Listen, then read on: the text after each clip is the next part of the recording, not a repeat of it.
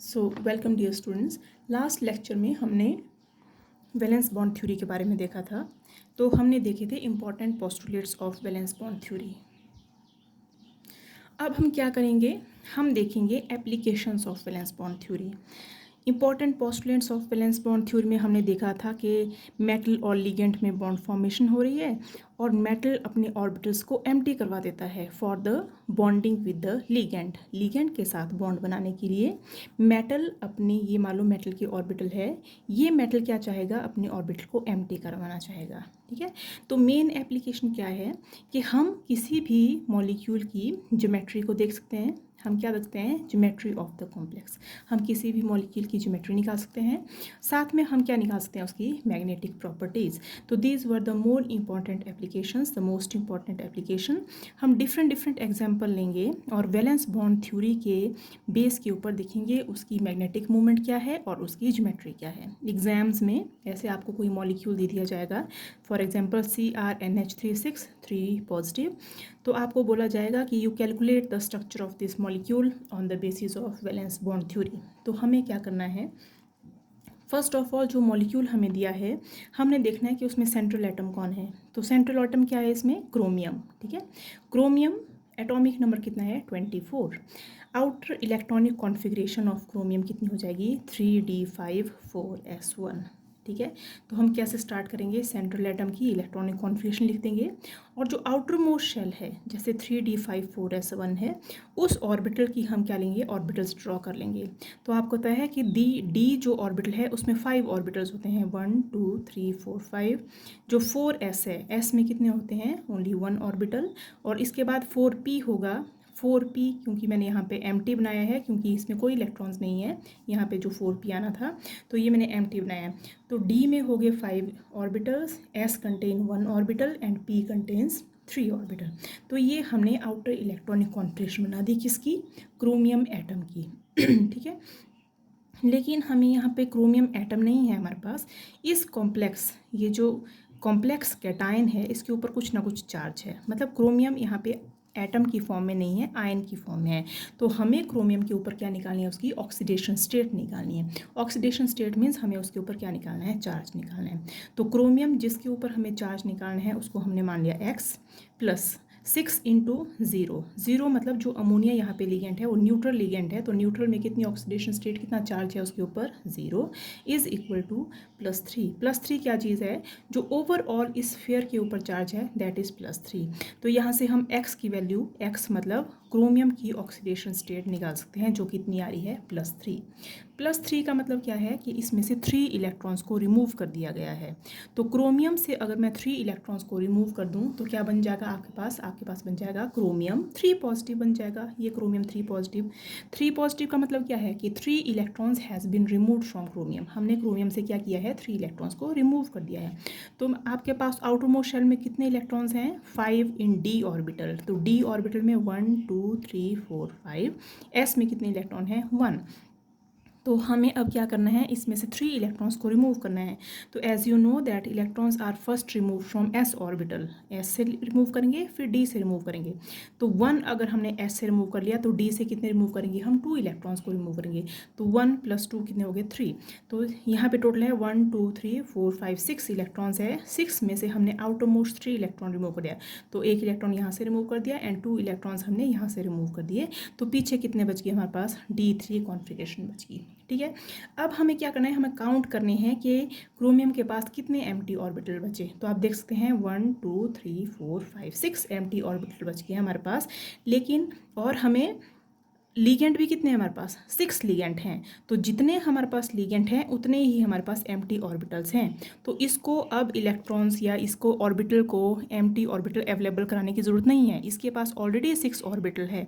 तो याद रखना है कि हमने कितने ऑर्बिटल्स को एम्प्टी करवाना है, जितना इसका कोऑर्डिनेशन नंबर है। तो यहाँ पे कोऑर्डिनेशन नंबर कितना है, 6। तो हमने 1 2 3 4 5 6 ऑर्बिटल्स को क्या करवा लिया, एम्प्टी। अब ये जो 6 ऑर्बिटल है, सेकंड पोस्टुलेट क्या बोलता है कि जो भी एम्प्टी ऑर्बिटल्स हैं वो आपस में क्या करेंगे, हाइब्रिडाइज करेंगे to form new orbitals called as hybridised orbitals. तो आप देख सकते हैं यहाँ पे जो मैंने ये स्क्वायर लगाया हुआ है ये वाला रेड कलर से, तो ये हाइब्रिडाइज्ड ऑर्बिटल हैं। कौन कौन से हाइब्रिडाइज्ड ऑर्बिटल है, डी में 2 है, D2, S में 1 है और P के 3 हैं। तो D2sp3 हाइब्रिडाइजेशन होगी, D के 2, S का 1 और P के 3। तो ये क्या हो गया आपके पास, D2sp3 hybridisation. Is it clear. अब जो भी हाइब्रिडाइज्ड ऑर्बिटल हैं वो 6 नंबर है। तो 6 अमोनिया मॉलिक्यूल्स अपने अपने एक मॉलिक्यूल 2 इलेक्ट्रॉन दे देगा, 2 इलेक्ट्रॉन, बिकॉज हर एक नाइट्रोजन के पास क्या प्रेजेंट है, लोन पेयर ऑफ इलेक्ट्रॉन। ये लोन पेयर ऑफ इलेक्ट्रॉन किस में चले जाएगा, एक ऑर्बिटल में चले जाएगा, ठीक है। तो 6 अमोनिया टोटल कितने इलेक्ट्रॉन दे देंगे, यहाँ पे 12 इलेक्ट्रॉन्स दे देंगे for the bonding with the metal. तो ये जो ऊपर है ये मेटल की ऑर्बिटल है, क्रोमियम की ऑर्बिटल है, और नीचे अमोनिया ने हर एक ऑर्बिटल में अपने 2 इलेक्ट्रॉन दे दिए हैं और बॉन्ड फॉर्मेशन दे दिया, ठीक है। और क्या चीज़ है कि जो भी यहाँ पे बॉन्ड बन रहा है हमने पहले देखा कि वो कौन सा बॉन्ड है, it is the covalent type of coordinate bond, very very important, ठीक है। तो अब हम अगर इसके स्ट्रक्चर की बात करते हैं तो स्ट्रक्चर में हमारा रिजल्ट क्या निकला कि मॉलिक्यूल इज ऑक्टाहेड्रल। कैसी ज्योमेट्री है इसकी, ऑक्टाहेड्रल। हाइब्रिडाइजेशन क्या है इसकी, D2sp3। सेकेंड रिजल्ट क्या निकला कि molecule is paramagnetic in nature. Paramagnetic क्या होते हैं, जिसके पास अनपेयर्ड इलेक्ट्रॉन होते हैं। तो यहाँ पे कितने अनपेयर्ड इलेक्ट्रॉन हैं, there are 3 unpaired electron, so it is paramagnetic with 3 unpaired electron. और जो डी ऑर्बिटल है वो अंदर वाला यूज़ हुआ है, इनर डी। ये n था 4, ये n-1 है 3, तो n-1 डी ऑर्बिटल यूज़ हुआ है। तो ये कैसा कॉम्प्लेक्स है, it is inner orbital complex. अब हम आ जाते हैं अपने सेकेंड टाइप ऑफ एग्जाम्पल के पास। मान लो आपके पास है FeCN6। FeCN6 अगेन हमने क्या किया, आयरन की ऑक्सीडेशन स्टेट लिख दी। आयरन क्या चीज़ है, D6s2 कॉन्फ़िगरेशन। तो अगेन जैसे हमने क्रोमियम में किया था बिल्कुल सेम, हमने आयरन में कितने डाल दिया, D में कितने डाल दिया 6 इलेक्ट्रॉन, और S में डाल दिया 2 इलेक्ट्रॉन, D6s2। फिर आयरन के ऊपर सेम हमने वैसे ही ऑक्सीडेशन स्टेट निकाली। तो आयरन को मान लिया हमने X प्लस कितने Cn नेगेटिव है 6, और हर एक Cn के ऊपर कितना चार्ज है, -1, इज इक्वल टू पूरे के ऊपर कितना चार्ज है, -3, तो कितना लिखते हैं हमने, -3। If we calculate the value of x, तो x come out to be +3। तो oxidation state on iron is +3। तो ये है हमारे पास आयरन +3 ऑक्सीडेशन स्टेट में। यहाँ पे आप देखो कि तो आयरन से कितने इलेक्ट्रॉन रिमूव कर दिए गए हैं, 3 इलेक्ट्रॉन्स रिमूव कर दिए गए हैं। तो इस वाले ऑर्बिटल से वी विल रिमूव 3 इलेक्ट्रॉन्स। तो 2 electrons from S and 1 electron from this. तो यहाँ पे टोटल थे 6, यहाँ पे कितने बच गए 5, और यहाँ पे कोई ऑर्बिटल नहीं। तो ये वाली जो कॉन्फ़िगरेशन है ये है आयरन 3 पॉजिटिव की इलेक्ट्रॉनिक कॉन्फ़िगरेशन। अब हमें बनाना है कॉम्प्लेक्स FeCN6 3 नेगेटिव। तो Fe3 पॉजिटिव तो ऑलरेडी हम बना चुके हैं, लेकिन आपके पास 6 Cn नेगेटिव आ रहे हैं, ठीक है। तो आपको 6 कोऑर्डिनेशन नंबर चाहिए अब, ठीक है। लेकिन आप देख सकते हैं कि यहाँ पे कितने ऑर्बिटल एम्प्टी हैं, सिर्फ आपके पास 1 2 3 4। तो VBT का पोस्टुलेट क्या बोलता है कि metal atom makes empty orbital available, ठीक है। लेकिन यहाँ पे कितने हैं 4, आपको कितने चाहिए 6। तो 6 बनाने के लिए क्या हो जाएगा कि ये जो इलेक्ट्रॉन्स हैं ये आपस में क्या कर जाएंगे, पेयर। ये इलेक्ट्रॉन यहाँ चले जाएगा और ये इलेक्ट्रॉन यहाँ चले जाएगा। तो यहाँ पे ऑलरेडी था, यहाँ पे पेयरिंग होगी, यहाँ पे था, यहाँ पे पेयरिंग, और एक इलेक्ट्रॉन क्या बच गया, यहाँ पे अनपेयर्ड इलेक्ट्रॉन बच गया, ठीक है। तो यहाँ पे टोटल इलेक्ट्रॉन आ गए। अब अगर आप काउंट करो तो आपके पास एम्प्टी ऑर्बिटल कितने हो गए, 1 2 3 4 5 6। तो जितना कोऑर्डिनेशन नंबर है उतने ही ऑर्बिटल आपके पास एम्प्टी हो गए यहाँ पे।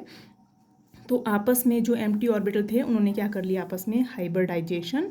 और हाइब्रिडाइजेशन करने के बाद जो x से मैंने लिखा है वो क्या आ गए, electron from Cn negative, electron from Cn negative. ये भी कहाँ से आया, Cn negative, Cn negative, Cn negative, Cn negative. तो टोटल इलेक्ट्रॉन्स कितने आ गए, 12। हाइब्रिडाइजेशन क्या होगी, सेम D2sp3। ये बिल्कुल सेम एग्जाम्पल है जैसे हमने लास्ट क्रोमियम वाला एग्जाम्पल किया था। और सिंगल इलेक्ट्रॉन है एक, तो again it is paramagnetic for only 1 unpaired electron. D orbital फिर से अंदर वाला यूज़ हुआ है, तो हम क्या बोलेंगे इसको, इनर ऑर्बिटल कॉम्प्लेक्स। और कैसा है, लो स्पिन। स्पिन सिर्फ एक ही स्पिन है यहाँ पे, सो it is a low spin complex, ठीक है। अब क्या करेंगे हम, इसी कॉम्प्लेक्स को कंपेयर कर इसके साथ, किसके साथ कंपेयर करेंगे, FeF63 नेगेटिव के साथ कंपेयर करेंगे, FeF63 नेगेटिव के साथ कंपेयर करेंगे इसको। तो FeF63 नेगेटिव के साथ कंपेयर करके क्या देखने में मिल रहा है कि आपके पास जो ऊपर वाला कॉम्प्लेक्स था उसमें आपके पास कौन सा लिगेंड था, Cn नेगेटिव। यहाँ पे डिफरेंस क्या है कि लिगेंड क्या है आपके पास, F नेगेटिव, फ्लोरीन है।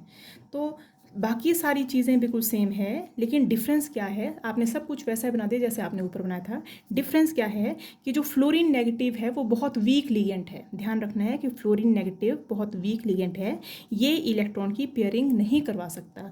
तो जो हमने ये बनाए थे D5 कॉन्फ़िगरेशन 1 2 3 4 5, यहाँ पे एक ऑर्बिटल और यहाँ पे 3 ऑर्बिटल, तो हमें 6 फ्लोरीन एटम है, 6 कोऑर्डिनेशन नंबर है, तो हमें कितने ऑर्बिटल चाहिए खाली, यहाँ पे 6 ऑर्बिटल चाहिए खाली। लेकिन कितने ऑर्बिटल हैं यहाँ पे, सिर्फ 1 2 3 4 ही ऑर्बिटल है, हमें 2 ऑर्बिटल और की ज़रूरत है। लेकिन मैं साथ में ये भी बोल रही हूँ कि फ्लोरीन पेयरिंग नहीं करवा सकता, तो अगर ये पेयरिंग नहीं करवा सकता तो ये इलेक्ट्रॉन एज इट इज़ रहेंगे, ये पेयर नहीं होंगे। ठीक है, तो ये ऑर्बिटल आप देख रहे हैं कि डी के ऑर्बिटल पेयर नहीं हुए हैं, ये एज इट इज़ हैं। तो हम क्या करेंगे, हमें 2 ऑर्बिटल और एक्स्ट्रा की ज़रूरत है। तो what we will do, we will use इसके बाहर वाले ऑर्बिटल जो भी होंगे। तो ये था आपके पास 4s, ये था आपके पास 4d, इसके बाहर भी कुछ ऑर्बिटल होंगे 4d ऑर्बिटल, जो मैंने यहाँ पे बनाए हैं 4d, क्योंकि d में कितने होते हैं 1 2 3 4 5। तो हम जो d ऑर्बिटल है वो कौन से यूज़ कर रहे हैं, बाहर वाले d ऑर्बिटल कर रहे हैं, आउटर d ऑर्बिटल यूज़ कर रहे हैं। तो अगेन हमने क्या किया, हमें चाहिए थे 6, हमें कितने चाहिए थे, 6 फ्लोरीन चाहिए थे हमने। तो हमने क्या किया, यहाँ पे हमने यूज़ कर लिए 1 2 3 4 5 6 ऑर्बिटल ले लिए।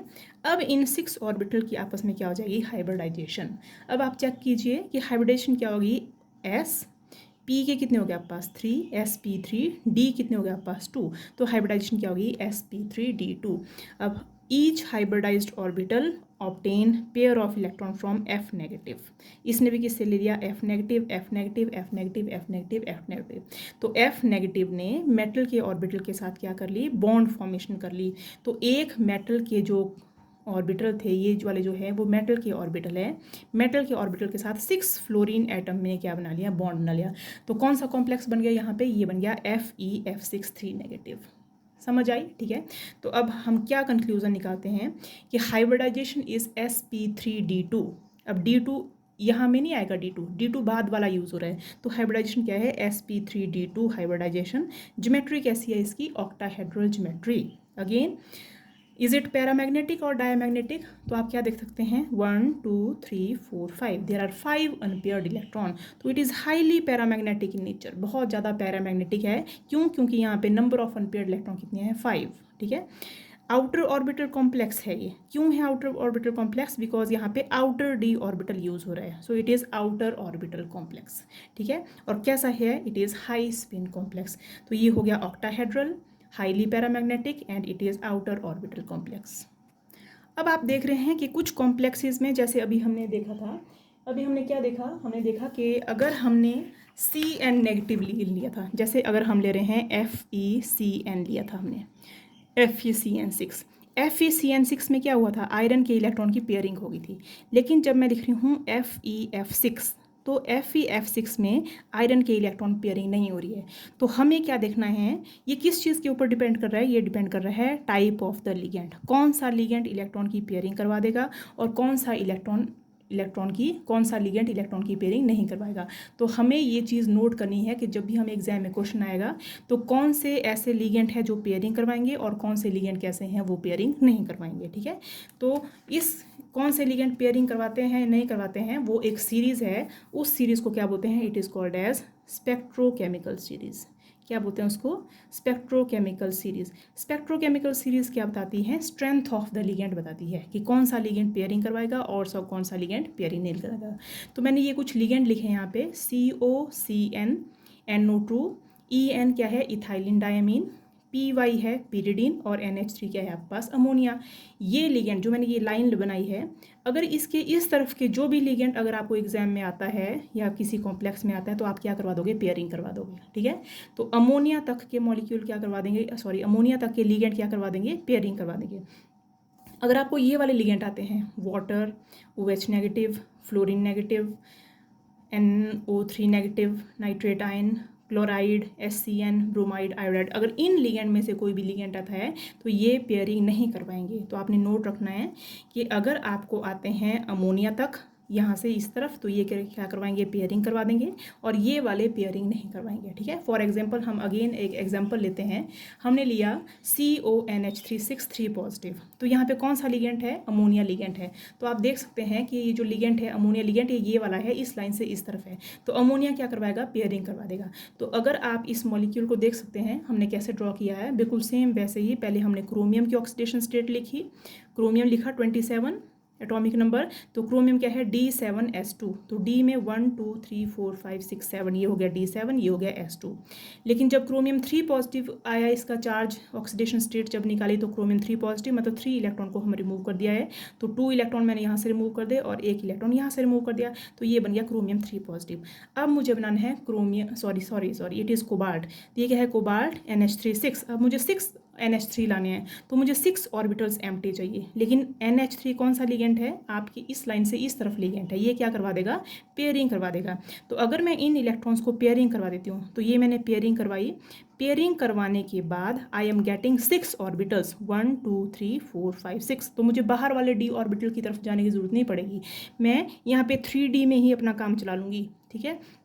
तो 3D में 6 इलेक्ट्रॉन्स तो क्या हो गए, पेयर, बाकी 6 ऑर्बिटल्स आर स्टिल अवेलेबल, ये अवेलेबल हैं। हम बोलते थे कि मेटल एटल अवेलेबल करवाता है एम्प्टी ऑर्बिटल, तो ये एम्प्टी ऑर्बिटल ऑलरेडी थे, तो हर एक एम्प्टी ऑर्बिटल, 6 एम्प्टी ऑर्बिटल आपस में हाइब्रिडाइजेशन करा के क्या बना देंगे, D2sp3 हाइब्रिडाइजेशन कर देंगे ये, और हर एक ऑर्बिटल में फिर क्या जाएगा, NH3 अपने इलेक्ट्रॉन दे देगा, अगेन NH3 इलेक्ट्रॉन देगा, NH3 NH3 NH3 NH3, ठीक है। तो आप यहाँ पे क्या कंक्लूड किया आपने कि जो D ऑर्बिटल है which is involve in bonding, it is a inner D orbital, ये n-1 D है, so which type of complex is form, it is inner orbital complex, ठीक है। सारे के सारे इलेक्ट्रॉन कैसे हैं यहाँ पे, पेयर्ड हैं, तो कॉम्प्लेक्स कैसा है, इट इज़ डायामैग्नेटिक कॉम्प्लेक्स। कैसा कॉम्प्लेक्स है, इट इज़ डायामैग्नेटिक कॉम्प्लेक्स, ठीक है। Diamagnetic complex, inner orbital complex, D2sp3 hybridisation, therefore it is octahedral geometry, ये निकला कंक्लूजन, ठीक है। सिमिलरली अब आपके पास सेम ऐसा ही एग्जांपल है, CONH3 था, अब मैंने COF6 ले लिया, COF6, तो मैंने अमोनिया की जगह क्या ले लिया, यहाँ पे अब फ्लोरीन ले लिया है मैंने यहाँ पे। तो आप देख सकते हो कि अमोनिया पेयरिंग करवाता था, लेकिन फ्लोरीन लिगेंड पेयरिंग नहीं करवाता है। तो आप अगेन अगर इसका स्ट्रक्चर बना के देखो, तो ये जो लिगेंड, ये जो इलेक्ट्रॉन आए थे, अब यहाँ पे जो इलेक्ट्रॉन आए थे, अब यहाँ पे पेयरिंग नहीं होंगे, तो आपने देखा है कि यहाँ पे ये इलेक्ट्रॉन एज इट इज़ रहते हैं, 1 2 3 4 5 6, ये एक ही इलेक्ट्रॉन है, 1 2 3 4 5 6 इलेक्ट्रॉन डज नॉट पेयर। तो अगर ये पेयर नहीं है, मुझे कितने ऑर्बिटल चाहिए एम्प्टी, मुझे F6 है, तो मुझे 6 ऑर्बिटल चाहिए एम्प्टी। तो अब यहाँ पे आपके पास 1 2 सिर्फ 4 ऑर्बिटल बचे हैं एम्प्टी, तो मुझे क्या करना पड़ेगा, आउटर D ऑर्बिटल यूज़ करने पड़ेंगे। तो यहाँ पे 4D एम्प्टी ऑलरेडी पड़े हुए हैं, तो मैं उनको यूज़ करूँगी। तो 1 2 3 4 5 6 ये वाले ऑर्बिटल मैंने यूज़ कर लिए, 6 जो मैंने यहाँ पे नीचे शो किया है। तो हाइब्रिडाइजेशन क्या होगी, sp3d2, sp3d2, हर एक ऑर्बिटल में अब फ्लोरीन अपने इलेक्ट्रॉन दे देगा, fluorine negative fluorine negative fluorine negative, to form cobalt fluorine bond, ठीक है। तो क्या रिजल्ट निकला अगेन इसमें कि फ्लोरीन ने पेयरिंग नहीं करवाई, लेकिन अमोनिया ने पेयरिंग करवा दी। पेयरिंग की वजह से ये कॉम्प्लेक्स क्या बना, डायामैग्नेटिक। यहाँ पे पेयरिंग नहीं हुई तो कॉम्प्लेक्स क्या बना, पैरामैग्नेटिक। यहाँ पे हाइब्रिडेशन क्या थी, D2sp3, और यहाँ पे कैसी हाइब्रिडाइजेशन है, sp3d2, ठीक है। It is paramagnetic, it is diamagnetic, it is inner orbital complex क्योंकि D अंदर वाला यूज़ हुआ है, it is outer orbital complex क्योंकि D यहाँ पे बाहर वाला यूज़ हुआ है। अब जल्दी से आप ये कुछ एग्जांपल्स हैं, आप इनको खुद ट्राई कर सकते हैं।